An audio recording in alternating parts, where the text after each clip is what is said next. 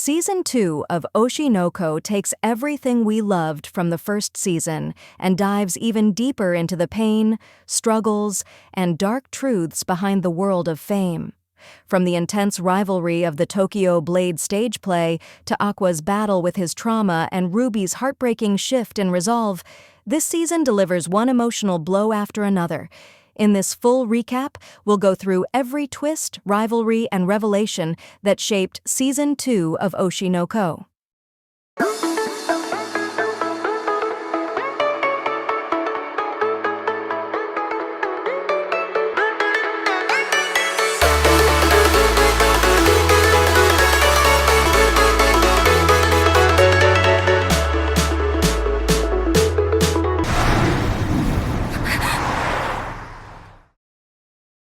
4 months after Bikamachi's debut at the GIF, Aqua, Kana, and Akane begin rehearsals for the Tokyo Blade stage play alongside their co-stars, Melt Narushima, Sakuya Kamoshida, and Taiki Himekawa. Meanwhile, Bikamachi has been steadily gaining in popularity, holding numerous small concerts for its fans. Aqua takes the opportunity to try and get closer to the Lalali director Toshiro Kindaichi in hopes of finding his father, while the play's executive producer Sumiaki Raida oversees the production. During rehearsals, Kana and Taiki are shown to have highly compatible acting styles. Akane struggles to keep up with Kana due to her character, Princess Saya, not being as popular as Kana's. Since Princess Saya does not have a large role in the manga, Akane does not have enough material to properly immerse herself, which is not helped by the scriptwriter GOA changing Princess Saya's personality. GOA admits he did it to fit in the play's 2-hour runtime, which Kindaichi supports. The creators of Tokyo Blade and Sweet Today, Abiko Samejima and Yoriko Kichijuji, respectively, then visit one of the rehearsals. After observing it, Abiko announces that she wants the entire script to be rewritten. In a flashback to the cast's preliminary meeting, Akane was glad to co-star alongside Aqua again, stoking Kana's jealousy. Melt later apologized to Kana for doing a poor job on the Sweet Today series and promised he had improved his acting since then. Elsewhere, Abiko met with Yoriko, expressing her anxiety at her manga being adapted for a play, and Yoriko was concerned Abiko's eccentric personality would disrupt the production. Back in the present, Abiko is furious at GOA for refusing to listen to any of her input and changing the personalities of many of her characters. It is then revealed that by the time Abiko's input reached GOA, the meaning was changed due to it passing through several intermediaries via miscommunication. Abiko forces the crew to let her rewrite the script, threatening to withdraw her consent to the play. GOA voluntarily steps down from his position, frustrated at being unable to satisfy Abiko. With rehearsals on hold until the new script is finalized, Akane invites Aqua on a date to show him a modern theater play. While happy that Bikamachi is gaining popularity, Ruby is still frustrated that she is lagging behind her friends. However, Bikamachi's concerts are on hold until Kana is finished with the play. Meanwhile, Akane takes Aqua to IHI Stage around Tokyo, a 360-degree revolving theater, to see a play of Smash Heaven where he is impressed with the presentation and acting. They then encounter Raida, who reveals that GOA was the writer of the Smash Heaven play. Aqua comes to conclusion that Abiko will not be able to write a script suited for the Tokyo Blade play and asks Raida to find a way to reinstate GOA.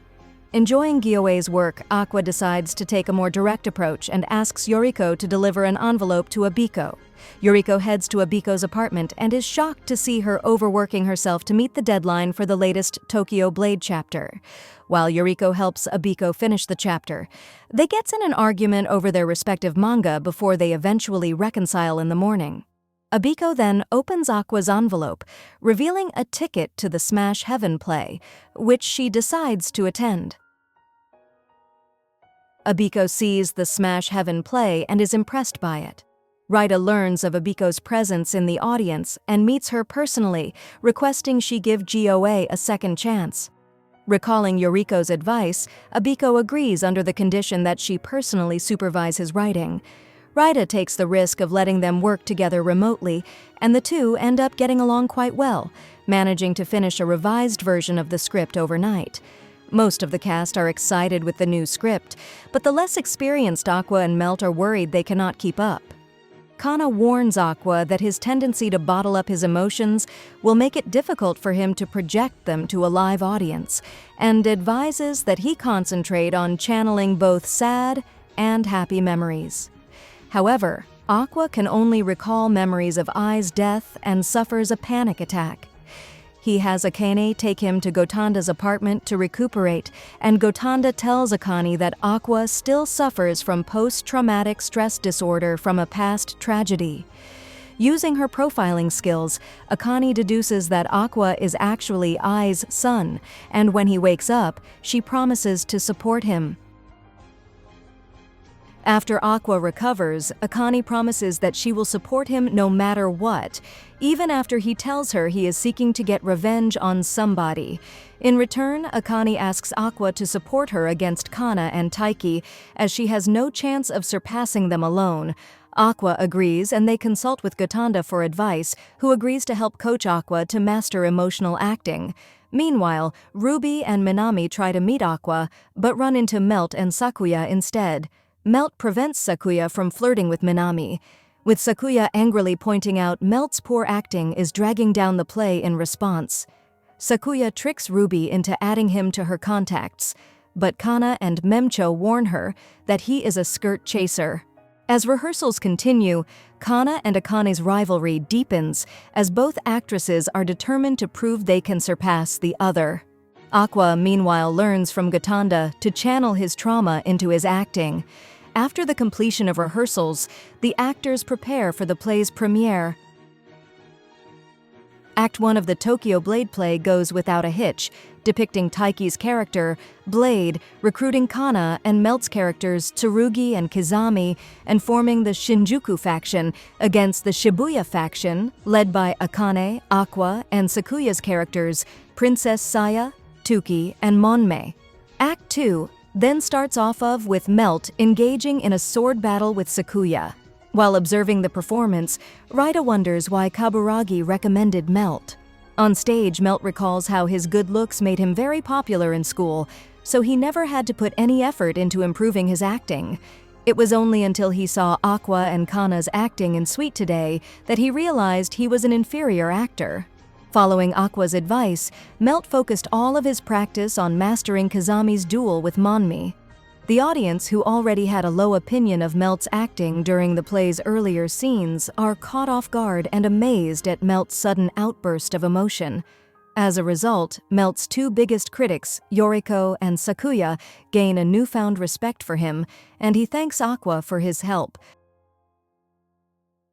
The play continues with the Shinjuku and Shibuya factions battling each other, and Tsurugi ends up facing off against Princess Saya alone. During the scene, Akane recalls how she once idolized Kana as a child and became an actress so she could be like her. However, when she first met Kana at an audition, they both got into an argument about it being rigged in Kana's favor, resulting in Kana yelling that she hated fans like Akane. Alarmed by the experience, Akane began studying psychological profiling to understand Kana's actions, and came to realize Kana's greatest fear was being unable to find any work, so she began holding back her own talent. Akane decided to use the opportunity the Tokyo Blade play has given her to force Kana to return to her old, more confident acting style. However, while Kana is tempted to step up her act to match Akane, she instinctively holds back, knowing letting Akane take the spotlight would be better for the play overall. At backstage, Akane is frustrated that she was unable to bring out Kana's true self. Aqua approaches her and assures her that together, they will drag Kana into the spotlight. During a pause between scenes, Taiki observes that Akane's acting has a risk of surpassing his and Kana's, so he instructs Kana that in the next scene, he will ad-lib some of his performance. The next scene involves Aqua, Akane, Kana, and Taiki acting together. Taiki initiates his ad-lib by saving Kana from Akane's sword strike and throwing her into Aqua's arms. Aqua takes the opportunity to do his own ad-lib, focusing the audience's attention on Kana. Kana recalls how she felt pressured to stay in the acting business at any cost in order to impress her mother. Kana finally lets loose with the full scope of her acting, greatly impressing the crowd and Akane. Akane then steps in to take a sword strike from Taiki, acting out Princess Saya's death. Aqua then recalls Gotanda's advice to him. Gotanda advised him that if he wished to act for the sake of revenge, he would need to channel all of his rage and despair into his acting. To avenge Princess Saya, Aqua channels his rage at Ai's death and attacks Taiki. Aqua gives an extremely convincing performance that impresses even the other actors. After Tuki is defeated on stage, Blade and Tsurugi explain that they can save Princess Saya by reversing the effect of her sword. As Princess Saya is revived, Aqua imagines what would have happened if Ai never died, and gives off an equally convincing performance of relief and catharsis. After the end of the play, Akane and Kana are still convinced the other is the superior actress. Aqua, meanwhile, has taken the opportunity to DNA test all of the cast and production staff. He then attends a party with the rest of the cast and approaches Kindaichi to learn what he knows, and he mentions he adopted Taiki from an orphanage. Aqua then approaches Taiki privately and informs him that a DNA test has shown that they are half-brothers, meaning that they likely have the same father. Taiki reveals that his mother was Airi Himikawa, a well-known actress, while his father was another actor named Seijuro Uehara. However, both of them died in a double suicide many years ago. This revelation causes Aqua to live his life free of his obsession for revenge. Meanwhile, Memcho brainstorms with Ruby and Kana on how to get 1 million subscribers for B. Kamachi's YouTube channel. Memcho suggests posting room tour videos, which leaves Ruby self-conscious about whether she should remove her memorabilia of Ai to hide the fact she is her daughter. That night, she reflects on how she wanted to revive B. Kamachi to not only continue Ai's legacy, but in hopes of attracting the attention of the now missing Goru. Memcho's other plan is to film a music video with an original song, but the composer Miyako hired, Himura, is suffering from a lack of inspiration. As such, Ruby sends him a video message to encourage him. After the Tokyo Blade play concludes its run, Aqua agrees to accompany B. Kamachi to help film their music video in Miyazaki, the same town he used to work at and died in his previous life as Goro. To prepare for the trip to Miyazaki, Kana offers to take Aqua shopping to buy a proper suitcase, to which he agrees. After spending most of the day together, Kana returns home, wondering if it is possible to start dating Aqua and what his real relationship with Akane is. The next day, Aqua meets Akane with the intention of breaking up with her, to which she has already guessed.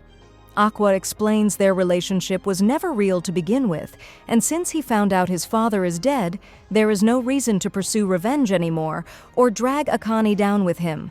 Akane herself remains uncertain if she has romantic feelings for Aqua due to her inexperience with love, but she discovers a logical inconsistency in Aqua's story that suggests his father is still alive. However, she remains conflicted on whether she should tell Aqua. Meanwhile, Ruby visits Ai's grave. As she leaves, she unknowingly passes her and Aqua's true father, who is aware of Ruby's identity as he visits Ai's grave as well. Aqua brings Akane along for the trip to Miyazaki, much to Ruby's delight and Kana's frustration.